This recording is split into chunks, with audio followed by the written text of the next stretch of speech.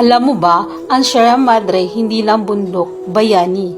Habang lumalapit ang bagyong Yuan, humina ang mata nito nang dumaan sa Sierra Madre para niyakap ng bundok ang buong Pilipinas. Ginamit ni Lord ang bundok para protektahan tayo. Pero tanong, paano naman natin pinoprotektahan ang bundok niya? Huwag nating abusuhin, huwag natin sirain kasi bawat puno roon, bawat bato, yan ang kamay ni Lord na sumalo ng bagyo.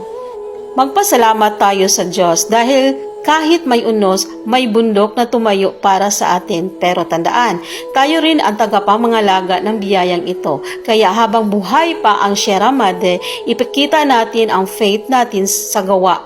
Alalahanin, alagaan, ipanalangin. Sabi nga ni Lord, those who care for my creation, care for my heart. Thank you, Lord, for the Sierra Madre.